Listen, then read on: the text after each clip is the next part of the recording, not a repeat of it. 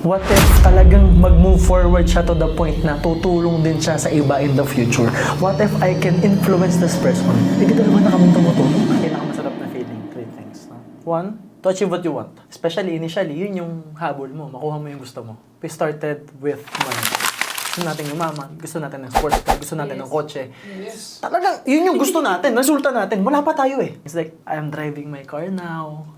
Di na ako nababasa ng ulan. Alam ko na yung feeling na nagdadrive ng sariling kotse. Alam ko na yung feeling na maisakay ko yung nanay ko, yung pamilya ko. Ano ang pangalawang mas masarap? Yung makangarap ka ulit. Knowing na yung una nakuha mo. And then it will become a habit, a cycle. Pangatlong feeling yung tutulong ka na sa iba. Seeing other people na kagaya mo. What if talagang mag-move forward siya to the point na tutulong din siya sa iba in the future? What if I can influence this person? Eh di dalawa na kaming tumutulong. That's the greatest, fulfillment for me.